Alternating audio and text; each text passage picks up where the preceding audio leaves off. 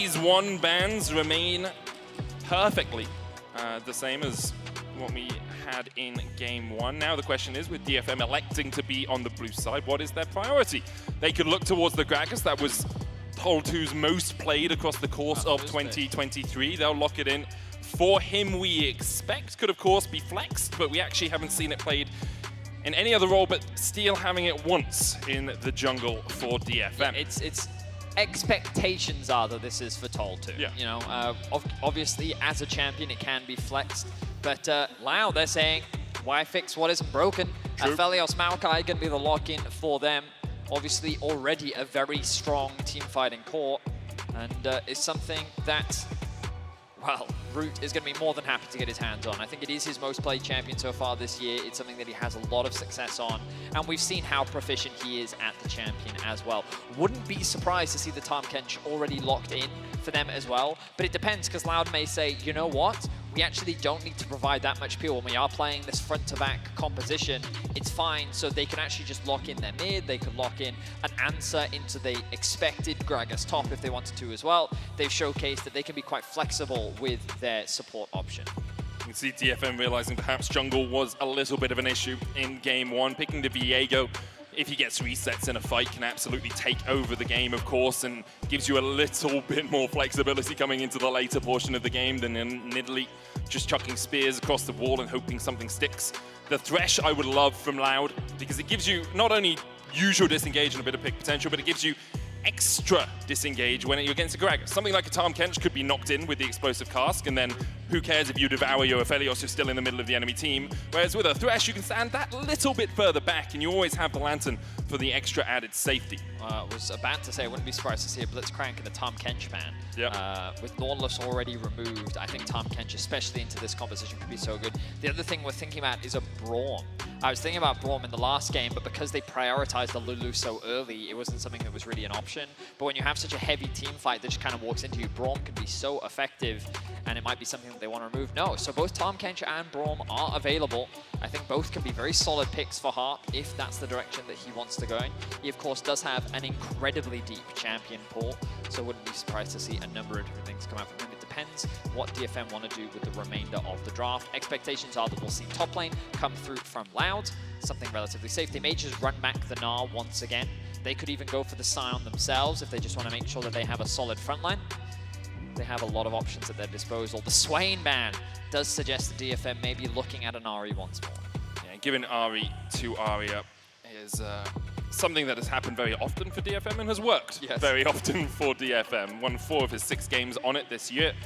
I wonder if Loud will look up towards the top lane. Gnar for Robo, he had a great performance on it in game 1, and into the Gragas can still have a relatively favorable matchup, especially with how Robo is playing right now. DFM will look towards their mid and support. As you say, Tahm Kench a possibility. I think it doesn't give Harp enough agency for my own liking, but in terms of compositionally, Tahm Kench makes a lot of sense.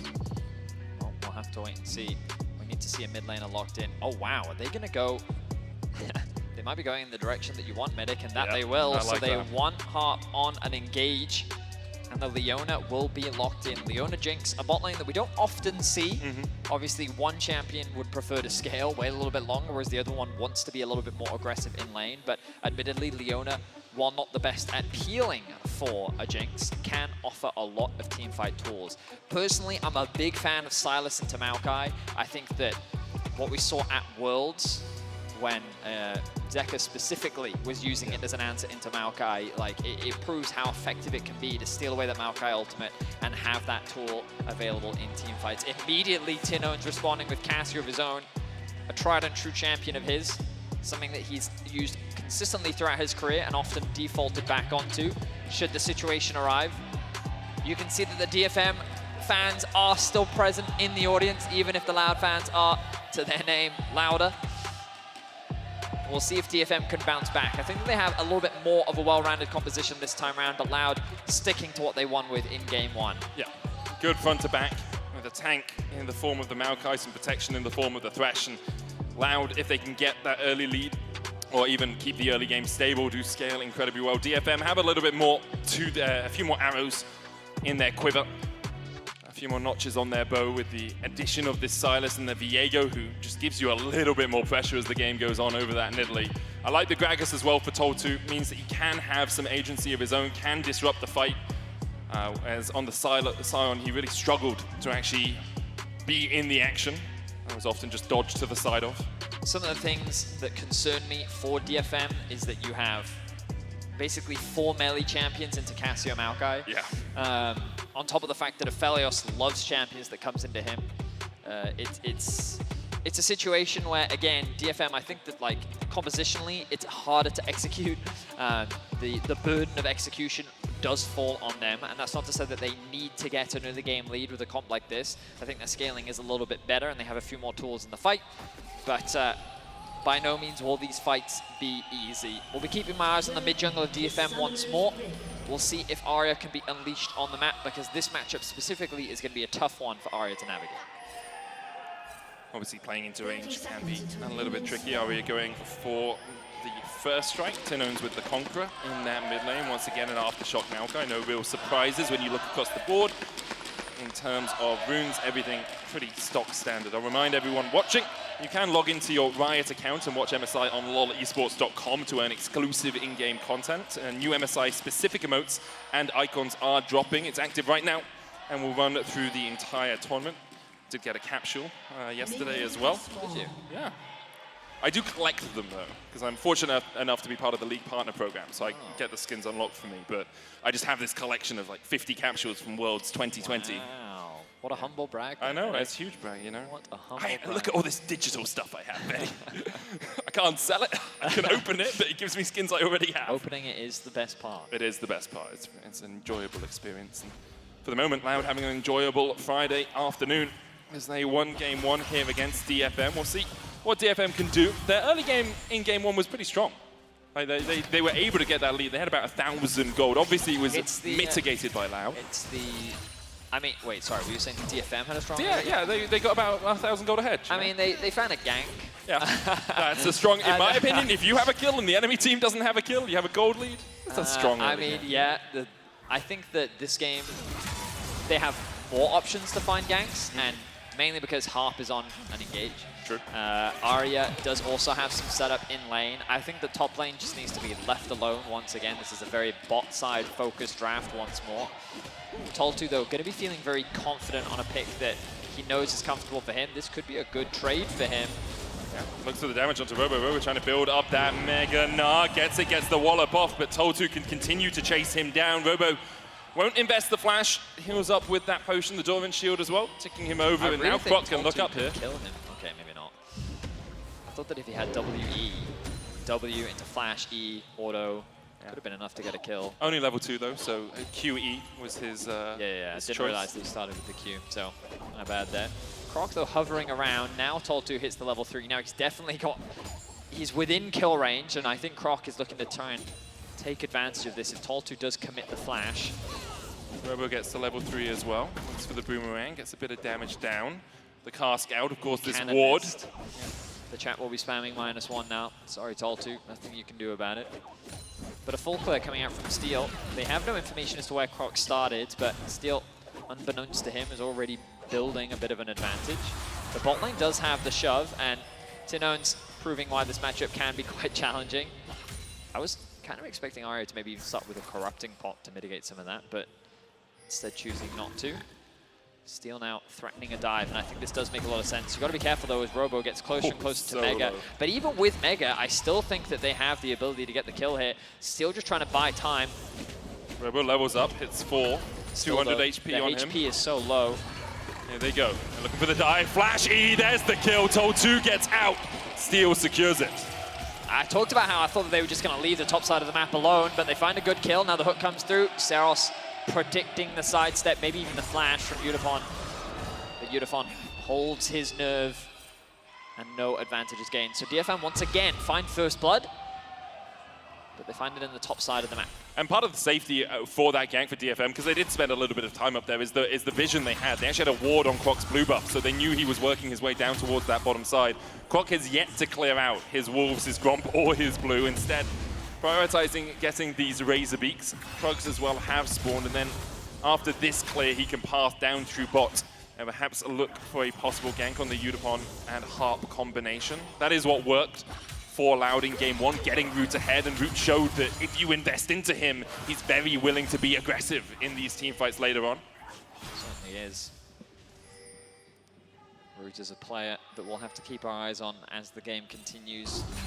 Right now, very even in CS. The bot lane has been very quiet, as to be expected. Robo losing his life, definitely not part of Cloud's early game plan, but a bit of a trade hit. I don't think it's going to result in a huge amount, though. Keeping my eyes on Steel as he navigates his way into Fog of War in bot lane. They should have information, DFM. Oh, those wards actually timed out. Well, they should definitely know that. But with the wave pushing in, there is a big opportunity here. But you imagine that Loud wants to try and reset after clearing out these waves as well. So Steel is mainly here to look for an opportunity. Oh, was he not spotted? No. If you hug the wall just like that, you can get into that second bush. But you can see, Root and Seos know that something may be happening. Zenith Blade from Harp, good. Flay away, Root stunned up though, the Lantern going down, but Root locked down. And Udapon on the board, 2-0 now for DFM. The chain CC was clean from DFM.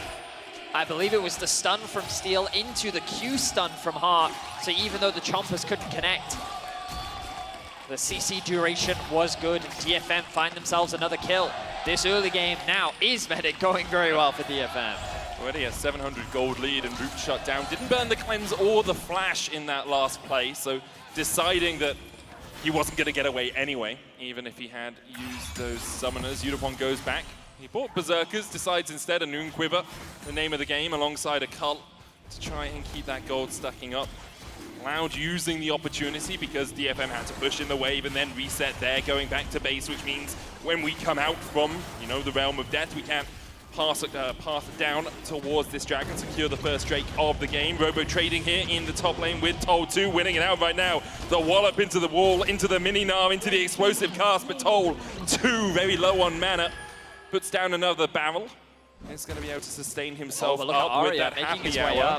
As you say, Arya on his way. Robo does have the flash, the boomerang coming out, looking for the hyper charge. Arya comes in, and down goes Robo. A great roam from Arya. I was wondering why Toltu was running up in the lane. I was like, shouldn't you be running away? But his whole plan was to cut off the options for Robo when it came to getting closer to the tower. He kind of forced him closer to the wall, which indirectly forced him closer to Arya, making it then easier to find that kill. Well played from DFM. Toltu, you're seeing the difference when he gets his hands on his comfort champion. He's doing so well in the matchup this time around. He's lost one game out of 12 on this champ this year. He's, as you say, incredibly comfortable. Maybe lucky number 13 for DFM. A win here, of course, would even out this series. But already a much better early game for DFM this time around. Now, admittedly, Loud, we already see how this composition works in the 5v5. You have slightly less engage options just because you've replaced the Thresh with a Leona. But by and large, the principle is still the same. Group up as 5, leverage your team fight power, a lot of utility at your disposal. And you're going into what is a Cassio Aphelios. Yeah. Like, it's a very powerful front-to-back team composition, which is why ideally what you want is to build these early game advantages where you can. Leverage the fact that Maokai isn't the strongest ganker, and then when you enter these mid-game fights, you have that small gold advantage, so even the weaknesses from the comp are mitigated by the fact that you have that item or gold lead. So right now, DFM is off to a great start, and this could be a big fight for them. Keep your eyes on the supports. Harp, level 6, on his way up, or not. Actually, I feel like that would have been a really good opportunity to roam. DFM making the decision here not to contest this potentially. I think they wanted 6 on Steel. They're going to get it. Toll 2 trying to get away from Robo, flashes up. Running. They should fight trying to get away from the twisted advance, but Toll 2 with a knockback into the Heartbreaker. Robo low, 150 HP remaining on the 9. He's going to try and kite away. Steel still on the chase. No flash for him, no ult, and Robo gets underneath the tower. Meanwhile, Toll 2 tries to dish some damage back out. Steel pops the hammer path and will be able to escape, and in the end, the Super Mega Death Rocket finds the Gnar, finds the kill, and Udapon 2-0 to the good. Wow, Udapon, I wasn't expecting the rocket to come from downtown. DFM's bot lane looking much more comfortable this time around. That early kill, combined with this one, is going to put Udapon in a very comfortable position. I was surprised that Toltu would choose to flash away. I looked at that 2v2 and I said, there's no way that a Viego Gragas is going to lose that one. But it seems like that after a little bit of skirmishing, DFM realized the same thing and were able to find a good trade. They walk away with the Herald, and now they can use this to really open up the game. Maybe they can funnel some gold into Arya, leveraging the mid lane plates, or maybe they just want to keep funneling gold into Utapon. Arya looks for the damage, petrifying gaze, dodged by Tinone. Spectral Maw channeled by Steel, but won't be close enough to land that W on the Cassio, and in the end, Tinone's able to survive the engage from Arya, who is almost half HP. Tinones has to respect the fact that the enemy jungle and the enemy support are currently not seen on the map, and so they could come in, calling across Seos and Croc to try and bolster his defenses. Dragon spawning in about a minute and a half. That'll be the next main objective that both these teams play for. We see Steel hovering around mid with Seos right behind Tinones. A 3 versus 2. Of course, they didn't have full information as to where Seos was, but with Arya's HP bar, it's not something that DFM feel confident in fighting right now. This will give Loud access into the river. That control ward, though, just above Croc, not yet spotted along with a single ward, so DFM still have information in the bot river at the very least. They need Arya to go back to base. He does, of course, have the TP. Let's see if he picks up the Everfrost here. Would be really nice to grab, and that he will. Ahead of the Dragon, and this is what we're talking about. When you get those early gold leads, it can make a big difference in getting those early item spikes, and now you look at it with the Dragon spawning in about 40 seconds. In an ideal world, Utapon could get his Gale Force as well, but likely hasn't had the time for that now. But with the Everfrost in Arya's possession, it should be enough for DFM to gain control over this river. Start of this objective. Very possible that Loud just give it up. You don't have to fight this. It's only second Dragon of the game. The stats an Ocean Soul gives are, you know, beneficial, but not so much that you want to throw away your lives in defense of it. And with DFM, as you say, having that 2,000 gold lead, Loud probably just want to sit back, reevaluate, work out exactly how they can scale into this game. The Rod of Ages on Tinones will, in about 10 minutes, given that level up, of course. The Rift Herald charging in mid here as Steel comes across. Arya stows away the Nature's Grasp, and with the charge, managed to take down 2 plates. The use of Herald here for DFM. I think that when you saw 3 members mid, there was actually a great opportunity for you to threaten bot. Yep. You know, really start funneling those plates into Utapon. But I guess the idea was to keep Loud underneath that tower, create this point of pressure. Arya will throw out the Maokai ultimate. Again, keeping that pressure up and just keeping Loud rooted to this mid-tier 1. The Dragon will go to DFM uncontested. They will hold on to their gold lead for now. Overall, great early game from DFM. And from Toltu as well. Oh, like, yeah. It's taken him 2 days to really wake up, but in this game, the pressure he's putting down onto Robo, the fact he continually is winning out on these trades, Steel coming across as well, as Robo does still have the flash. Steel can look for the stun, but Robo will just hold the flash, gets underneath the tower. The Heartbreaker coming out as well, but the stun not quite connecting means that Robo is able to walk out of that one. Meanwhile, in the bottom side of the map, you can see Loud trying to get something, trying to at least deny a little bit of vision. They'll do exactly that and maybe steal away a red buff to boot. The cross map makes a lot of sense here. An opportunity for Loud to get some plates back, get Root a little bit more gold. Loud actually choosing not to steal away the red buff here. A little bit surprising. That second plate didn't quite go over in favor of Loud. But Croc continues to hover. Tinones will be locked to his mid lane for the time being. Toltu going back to base, but no TP. The engage from Locked up, DFM. has the cleanse. The Lantern goes down as well. Root trying to disengage here. The Solar Flare hits and Root locked up. The flash comes out. Nature's Grasp from the side as well. Moonlight Vigil will give Root a little bit of healing, and in the end, Loud are able to disengage. Croc has the flash. The Zenith Blade chases him though, and Arya can dash back in if he wants. Harp though now on the wrong side of the wall. He'll fall. Tinones takes him out. And the gold evens out just that little bit as Arya tries to escape from the Cassio, but could be some pretty difficult clutches to manage to wrangle yourself away from. And the hook landing onto Steel as well means that Seos and Tinones will be able to get another Utapon now taken down in the bot lane. And what was originally disaster for Loud turns into delight. Really good punish from Loud and a massive overstep from DFM. Hart, he was not planning on going over that wall. No.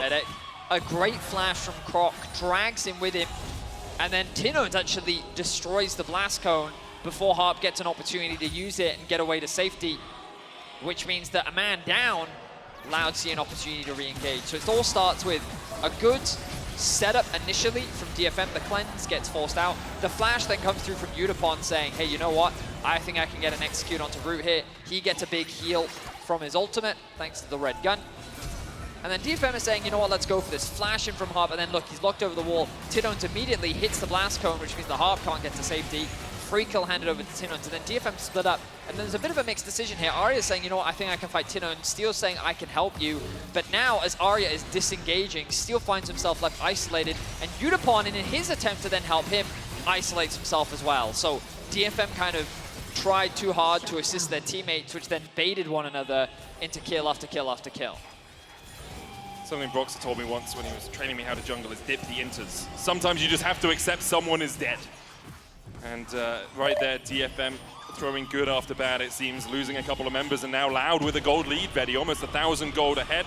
Going to be able to get a little bit more here as we see the MasterCard gold difference.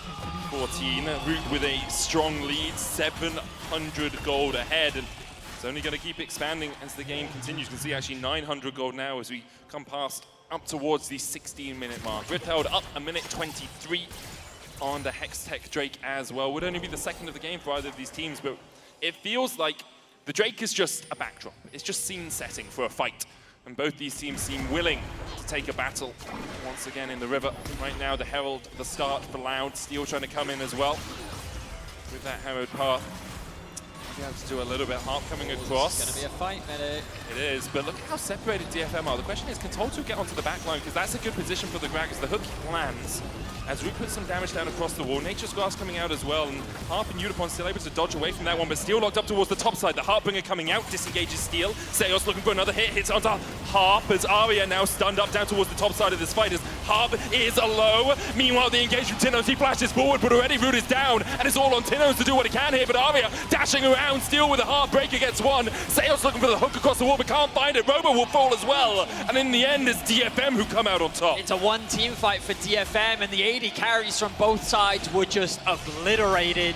There is very little that can stop these top sides from just decimating the AD carries. Root was taken out, Udapon was flashed on by Tinones, and it was up to the mid laners, the junglers, and the top laners, and it was DFM's top side that was able to walk away victorious. They will get themselves the Rift Herald.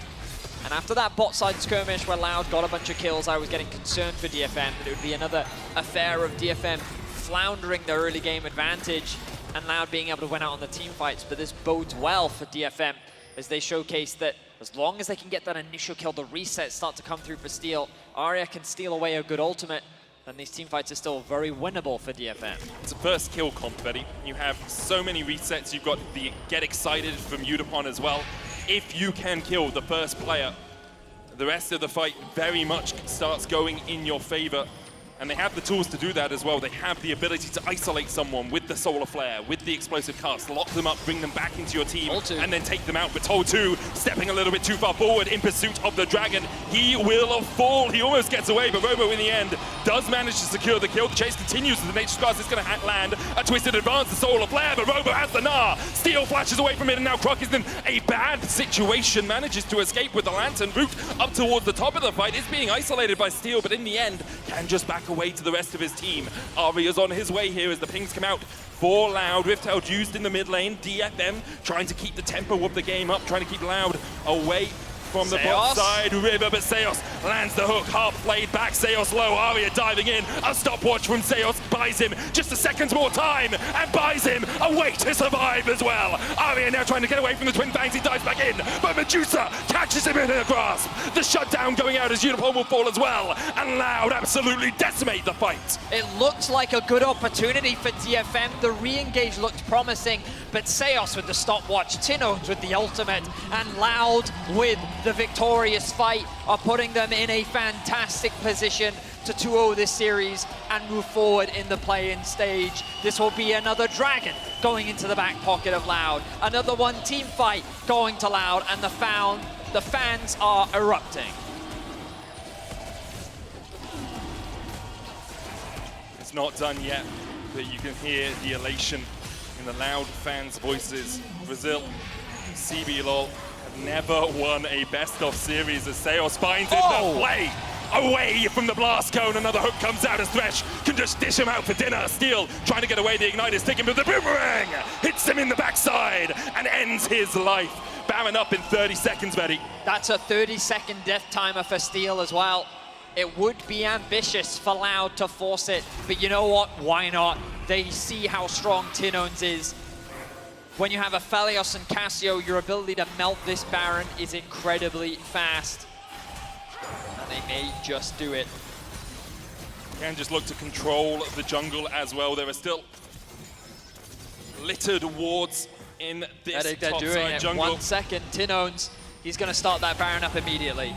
Robo nars away Arya. That's a big ultimate used before the fight begins. The Super Mega Death Rocket saw them there, and you can see the TP already from Tol2. They know, DFM realize that the tempo has been quickened here. They are called to a battle in the river, but right now Loud have already skilled the Baron, and maybe they'll just look to get out. They can retreat instead. Root advances. Unipon has to flash across the wall. Root survives as Steel goes down. Another will fall as Tol2 finds himself in the midst of 5. Loud get the Baron, get 2, and clean up the fight. Loud get everything that they could want, and DFM is falling apart. They had a great early game, but the skirmishes did not go in their favor. They made small mistakes that Loud have been very quick to punish, and the confidence from this Loud squad is something that cannot be slowed down. They began the Baron without hesitation. Look at the miasma to cut off the entrance. The Maokai ultimate as well. Steel gets desperate as he and Utapon tried to find a pick onto Root. Root just forces Utapon out of the fight completely. A great flash from Root to sidestep the Heartbreaker. And with all of the shurikens lying in wait, Root walks away victorious. Loud walk away victorious, and Loud are looking to 2-0 DFM and get their revenge from Worlds last year. The addition from Root, in fact, transforms the landscape against DFM, it seems. Loud now just have to cross their T's and dot their I's. They're pushing in 2 waves. We saw this in the last game as well. Robo up towards the top side, dealing with Tol2. DFM not defending their tier 2s right now. The inhibitors will be the line of scrimmage, will be the line where the battle is drawn. Arya, Harp, and Utapon just trying to find what they can. You do have 2 items on Arya, you have 2 items on Utapon. DFM have the tools in their kits to find their opposing men. The question is, can they do it in the face of Loud? Tol2, oh no, he may have overstepped. He misses the barrel. Robo just feeling himself right now. Steel's gonna go back in, but they cost him half his health. Meanwhile, Root in the mid lane, cycling through the guns as quickly as he can to take down this tower. Robo's gonna get that Mega, get a health infusion from it as well, and the inhibitor tower in the mid lane will fall. Arya has the Nature's Grasp stolen away. Perhaps that's their last hope of defense here for DFM. 1 moment between them and elimination from MSI 2023. 1 moment for someone to show their caliber. DFM still defending, 8,000 gold behind now as their inhibitor in the mid lane falls. Loud are playing patiently once more with a convincing gold advantage. They split up into the 1-4. Tinones smartly positions himself in between the 2 lanes, ready to support whoever needs it, knowing that Robo and Root in isolation can do the damage that they need. Now Root's committing onto this tower, will melt through the objective. And what was that? 4-5 towers secured in favor of Loud. 5.3k, 5.4k is the Baron power play. The Dragon spawns in a minute's time, and Loud will walk away with significant damage done. DFM, they're on their last legs. Their backs are completely against the wall. If they aren't able to find a miracle now, their journey at MSI 2023 will be over. You can see Loud starting to prepare for the final fight. Tinones gets himself a stopwatch, knows buying a little bit of time can be the difference maker. Root on his way to a 3rd item, Aphelios. Vision cleared out by Loud. The Dragon up in 30 seconds time would only be sold point for them, but they're not going to sniff at a Hex Tech here, Vedi. The DFM backs against the wall, backs against the rope. Arya perhaps a little bit overextended here. The darkness looms. Croc looms, Seos looms, but the rest of the team really aren't there to follow up. Robo looking for a little bit of damage. The Shurelya's coming out as well, and Arya's just chased down. Solar Player used by DFM to try and disengage, but Loud, no minions here to push further forward. Supers in the mid lane start to do their work on their opposing minions. Loud no Baron on them. The Drake still up if they wanted it, but instead they look for that play down towards the bottom lane. Udapon will deal with the mid lane, and Loud will turn their eyes back towards that Drake. So overall, another advantage gain for Loud. They're able to force the flash out from Arya.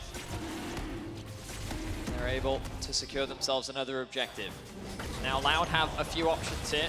They could either try and force, start playing through top side, play through bot, set up another 4-1 and slowly siege into the base, or they can just wait for the Baron. They can still maintain this pressure, but they don't have to overcommit. They just chip away at the towers as they wait for the Baron to respawn, which I think is the slower, safer play. But Robo, oh, Zenith Blade goes in, the hook goes down, and Harp's immediately locked up against the wall. Dinar coming out as well. Dragon will fall, Steel steals away one, gets the hook back in, as Toll 2 looks for a re-engage, but the Petrifying Gaze from Tinones is perfect. Arya steals away the Dinar, the cleanse comes out though, and now Arya is in the midst of 3 members of Loud, and they will shut him out. Udapon falls as well, and Loud can see the win in their eyes. Loud do not hesitate for a second. Even without Croc, they're able to find a fantastic fight, and it's the carries for Loud that come up clutch. They're looking to 2-0 DFM and claim their revenge. In 2022, it was DFM that denied Loud their shot at Worlds Group. Well, it seems like revenge is a dish best served cold, as Loud will face PSG tomorrow. They want a little bit more. They don't want to let DFM get away unscathed. And in the end, they'll take the Nexus and make a date with Destiny on the morrow. A 26-minute victory for Loud. 2 very convincing games. And what a performance. They came in with a very clear game plan. They executed it extremely well. And you can see the elation on the faces of the fans. But of course, one success means another's defeat. And heartbreak, of course, for DFM. An organization that is storied internationally. An organization that fought hard to get here, but they could not stand against the might and fury that was Loud today. Superb performance by Loud to secure the victory, and as you say, DFM incredibly decorated domestically, but just couldn't quite stand up to the challenge. A lot of credit has to go to Root, has to go to that bot lane of Loud. Had an incredible performance, and from LLL, it seems like it's WWW now, as they continue to rack up these wins. Obviously, a very short turnaround before their next best of 3. They'll play up against PSG, but I think having watched today, having watched how Loud played against G2, there's some hope for Loud in that series, not as one-sided perhaps as some people would expect. Yeah, without getting too much into the granular, I think the big highlights are they found a formula that works, right? They don't need to be over-aggressive in the early game. They are confident in their individual skills, and they believe that as long as they can get to the 5v5s, then that is the playground with which they will thrive. Yep. And they found great drafts to accommodate that. Big shout out needs to be given to Sales. His Thresh was spectacular in game 2, consistently finding great picks, peeling for his AD carry where appropriate, and overall having a stellar performance. Loud will have their work cut out for them against PSG, but with a performance like this, if they can replicate this formula against a team like PSG, if you can go toe-to-toe with them in the 5v5s, this is a team that feels confident in that position. I think very momentum-based as well. Like picking up these wins just bolsters your spirits. I think we see it from the crowd as well, just so much support for them. But my expectations are that tomorrow will be a banger series. Of course, we see DFM on our screens. A struggle for them, especially after a strong performance at Worlds, especially after how much they have been rising as an organization, as a team. I think this will be a little bit disappointing, but of course, have to give them credit. They put on a great showing. It was close, and we will see them again, I'm sure, in the near future as they take about. London will bid their farewell. We will, of course, as well bid our farewell to DFM. As the analyst desk was saying, a big fan favorite. They often represent the LJL at international competition. And I wouldn't be surprised if we see many of these faces once again when Worlds rolls around later in the year. Of course, frustration for DFM, but also elation for Loud. Yes, and an opportunity to breed hunger and a desire to continue to grow and compete at the highest level. And you have to remember, for players like Toltu, like, it's his